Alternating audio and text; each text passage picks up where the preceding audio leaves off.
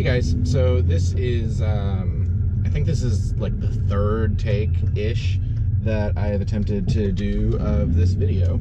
And essentially the gist of it was I've actually uploaded another one. I'm gonna go ahead and take that one down. I just wasn't happy with some of the components that were in there. But anyway, this video is to touch on a couple of different points, actually 3 different points that I just kind of have been thinking about a little bit in regards to the Genesis Coupe and the community, and yeah, and just some of the I don't know, I don't want to say a trend, but yeah, like a trend that I had noticed that I think is just really interesting. So anyway, let's actually get into a little bit about my experience, because you have no idea who I am. I don't make a ton of videos or anything, but essentially I have been married to my wife for 10 years now, and in those 10 years we have owned and or currently own a little more than 30 vehicles, and the majority of these vehicles are what I don't want to say that everyone would constitute, but I personally constitute as sports cars. Not all of them, in fact, but I would say more than half of them. And so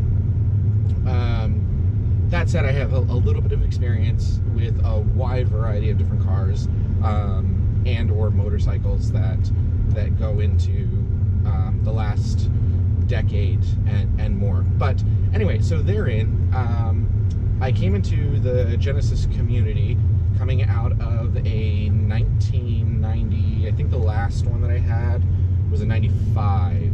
Yeah, that sounds right. 95 3000 GT VR4, and at that particular vehicle, that was a ton of fun, whatever, and there was the vehicle was stolen, and it was recovered sometime later, and they tried to fix it. There was so much work done to that car, but anyway, the insurance company tried to save it, and finally they called it quits.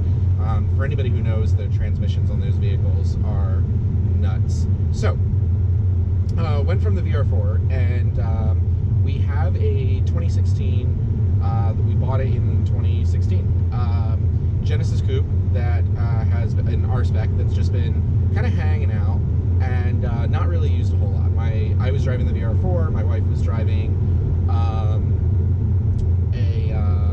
she's driving a BMW 335 for a while, and then that's now parked, and she's driving her RAV4. It's colder, and we were doing a lot of camping at that time anyway, so it was just the logical vehicle. But so I thought to myself, I was like, you know what, a turbo Genesis Coupe sounds awesome. So I started looking for one, and the first one that I was able to find in short notice, the day after they said, hey, we're going to total out the VR4, where do you want us to send the check?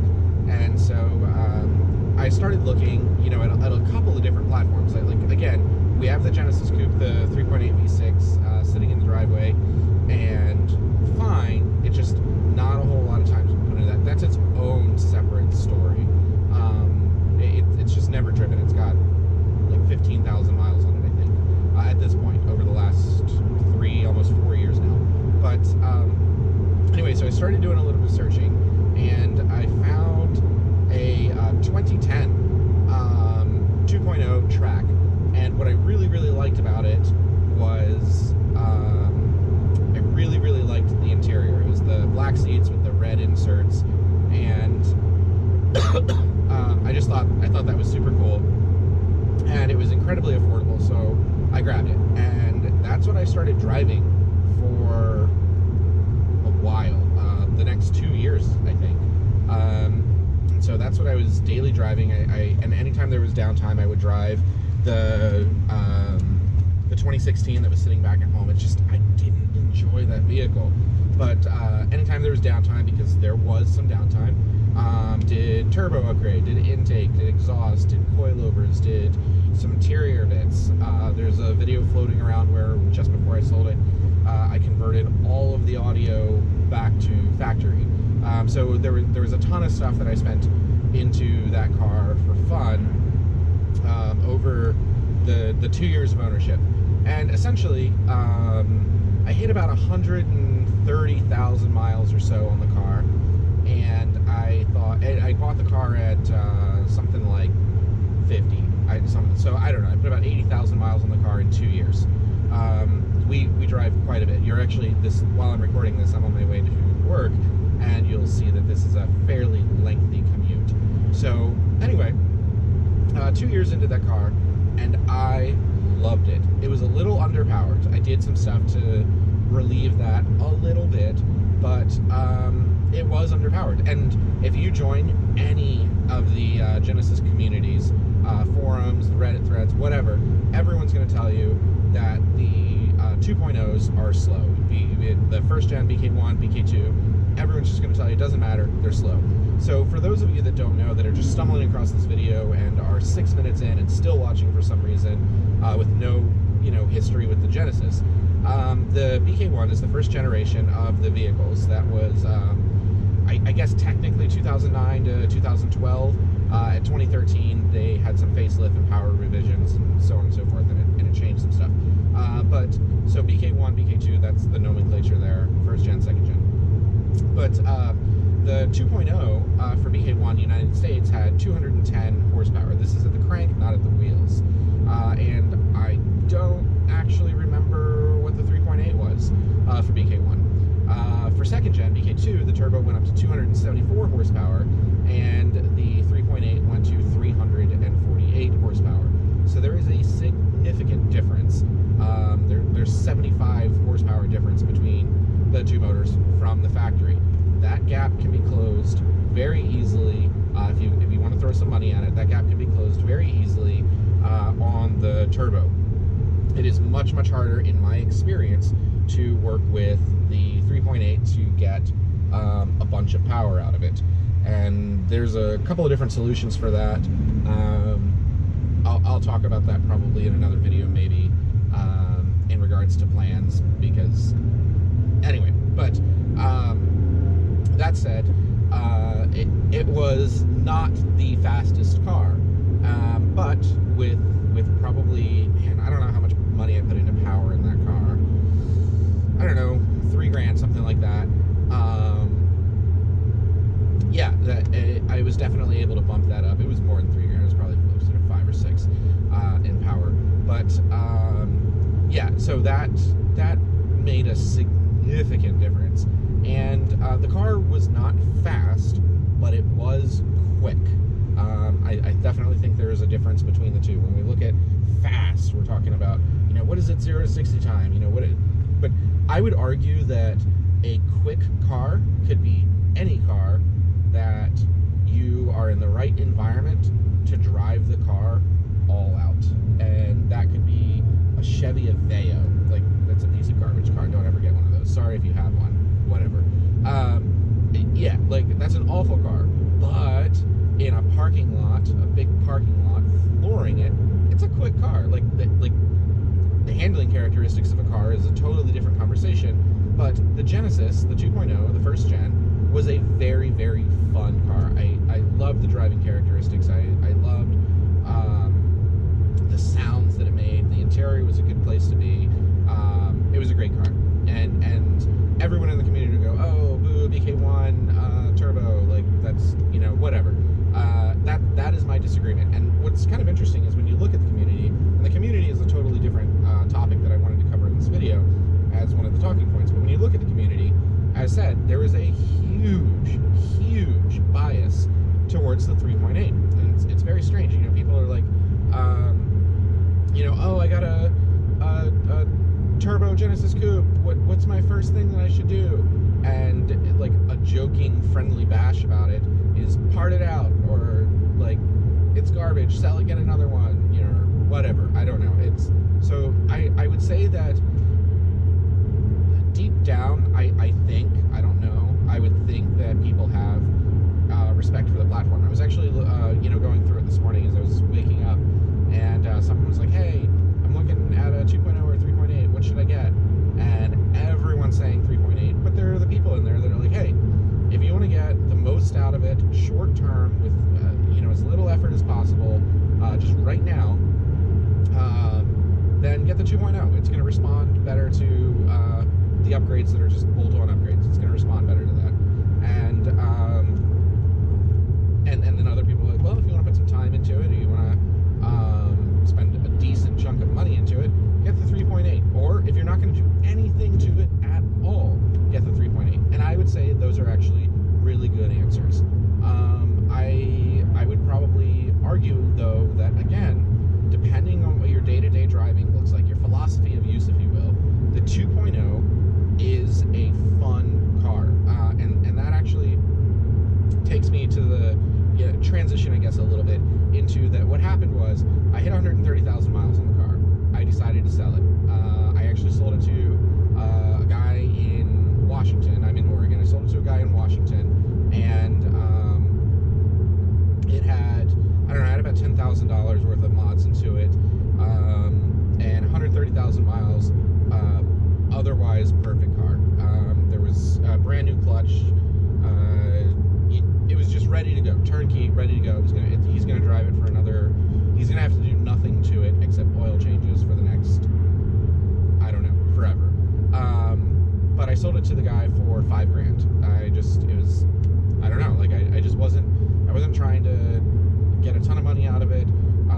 I had dealerships offer me more, but this kid, like, he loved the car, and I was like, you know what, $5,000. So yeah, and then what I did is I got on a plane to Montana. I actually had someone, a broker essentially, looking for me. I was just like, hey, if you can find me a white 2016 R-Spec with less than 20,000 miles on it, let me know, and I'm gonna buy it. And I get a phone call, and he's just like, hey, like, if you're interested in this, we found one for you. Go ahead and take a look. And this individual works for a financing company, so it behooves him to follow up. And anyway, they found the car, and it was in Montana. Again, I live in Oregon. It's about straight through. It's about a 10, 11-hour drive on optimal driving conditions. So anyway, I was like, you know what? Perfect. Great. I get on a plane and go buy this car, and I drive it back from Montana, and then I've done very, very minimal stuff to it. And remember I mentioned that there's a 2016 sitting in the driveway right now anyway. It's a red one, and also an R-Spec. Mechanically, the cars are identical. The literally only difference is the red one has some different tires on it, and that was it. But literally it, 100% identical other than the color. But what I did is I left that one, besides the tires, I left that one absolutely 100% stock. And what I'm doing with this one is I am doing point-by-point upgrades in an upgrade path for this vehicle, and then I want to be able to have a completely bone stock comparison to a completed, where I'm happy with it, and that's probably going to be $15,000, maybe a little more, $18,000 worth of stuff into it. And then I want to compare them, and then the stock one will probably, I don't know, I'll either keep it and use it as like a backup for the inevitable if something breaks, or sell it. I don't know. Excuse me. Anyway, that said, so I grabbed this car. The upgrade path that I have lined up for it would be suspension, the aesthetic stuff. I'm going to go wheels, tires. I'm going carbon fiber hood. I have some concerns about the vented ones. Well, whatever. I've done some of the transmission mounts and shifter work. I've got the engine leash for the time being, and then at some point, as it's convenient, probably not while it's everything's frozen and it's below freezing out, I will probably get into doing going down the turbo path, and that's whatever. So, and then everything else that supports that. I didn't want to touch anything performance-wise until I did the turbo, because it doesn't make sense. Like, it doesn't make sense to do intake and exhaust when, after switching turbo, the intake and the exhaust are going to be different. So why bother doing that? But yeah, anyway, that just covers the history of the car, my personal thoughts on the 2.0 to the 3.8. The 2.0 is a ton of fun. I would actually probably say it's a more entertaining car to drive than a stock 3.8.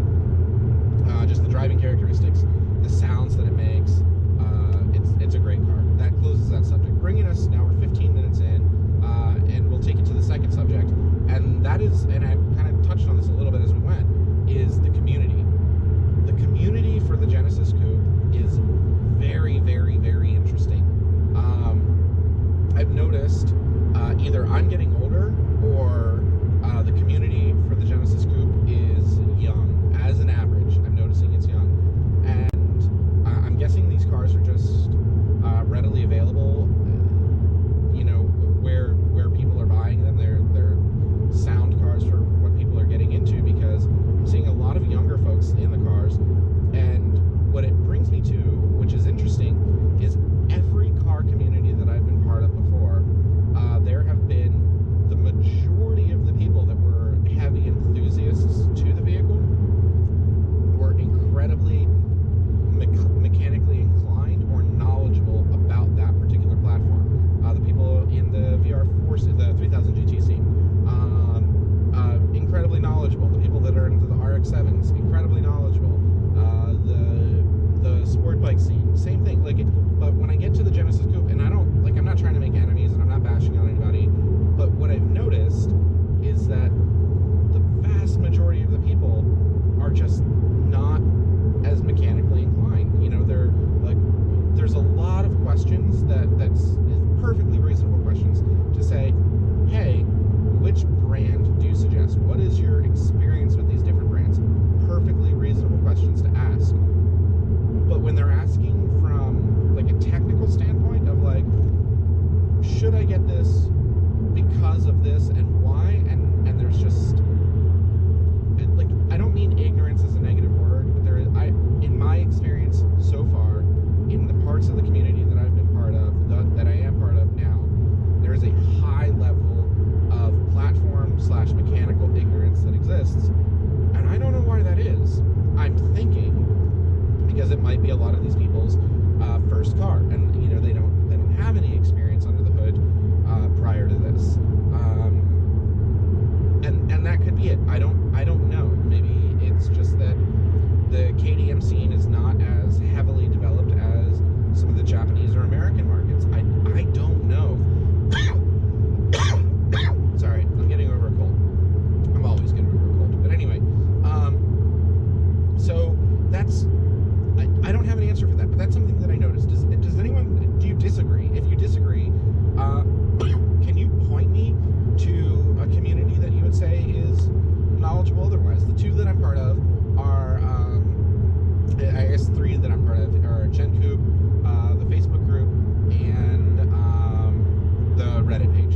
Is there another one that is active, alive, and people are actually enthusiastic about it? Because I would love to see that, and knowledgeable, and because I just don't see that now, and that's fine. Maybe in, I don't know, when we look at like the RX-7s, the real popular RX-7s are the second gen, third gen, and that's going back as far as like 87. So you know, that's 32 years old. Maybe if combustion engine vehicles are still legal in 25 years or 30 years, maybe there'll be a very, very high level of knowledge of individuals about the Genesis Coupe. Now, again, there are outliers. There are definitely exceptions to that statement that I've noticed. The people that are just doing their own turbo swaps and it works out great. The people that are doing their engine swaps and it's perfect. The guy that supercharged his. Obviously, there are people that are knowledgeable. The majority of the people that I've noticed that are like, I took my car to the shop and they did it all for me because I don't know how to install an exhaust, or I didn't know where to find the spark plugs, or I don't know.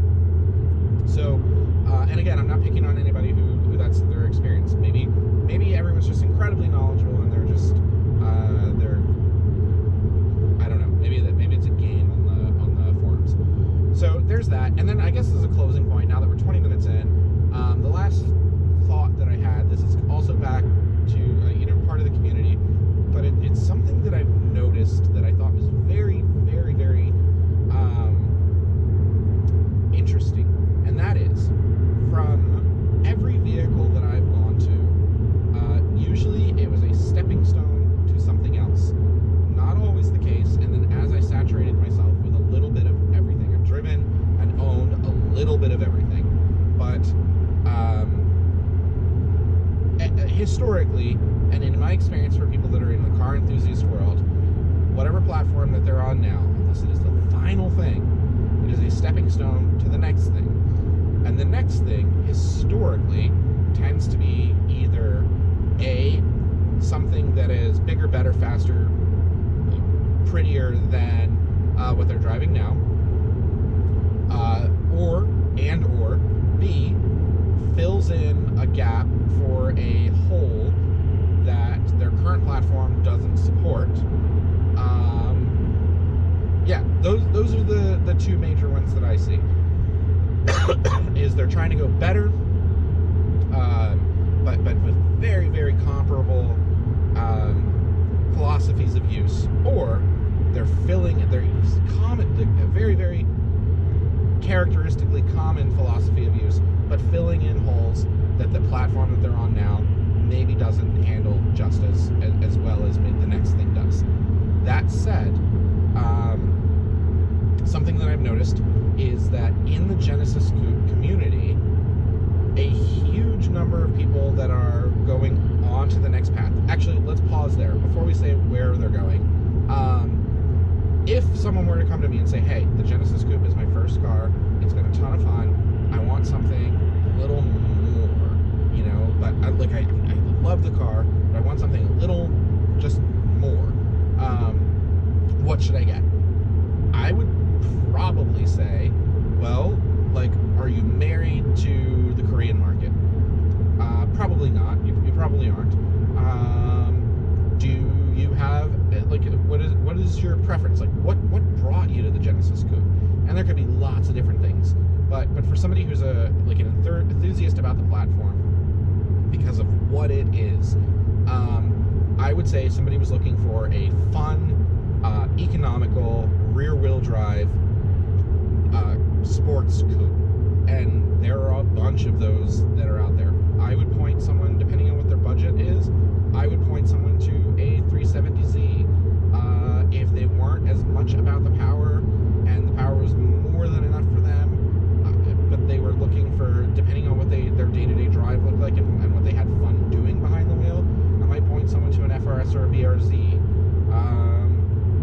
I might, if you're looking for a smaller vehicle, you didn't care about the trunk, you didn't care about the back seat, I might point someone to a, like a Miata or a 124. Now, those two are, the last two recommendations are down in power. But you know what I'm getting at is that, hey, here's a very well-connected rear-wheel drive sports car.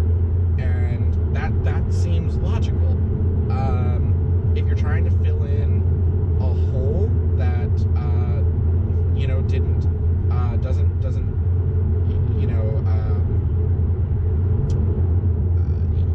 there's something that just doesn't work, then there are plenty of all-wheel drive coupes that are available, and that's something to consider as well. Maybe look into the BMW 335 xDrive.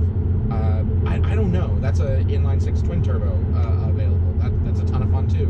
But what I've noticed, what I think is really interesting, after 4 minutes of just jabbering about that, what I've noticed is that there is a high number of people that their upgrade path out of the platform to the next involves going from a Genesis Coupe to a Mitsubishi Lancer Evo 10, Evo X, and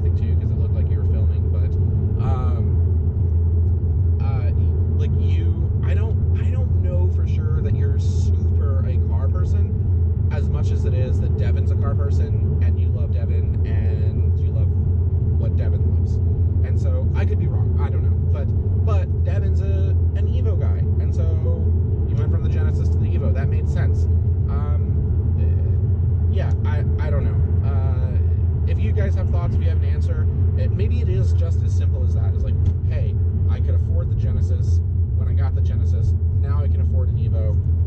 I live in a climate where all-wheel drive makes sense. I need four doors. I have kids now. I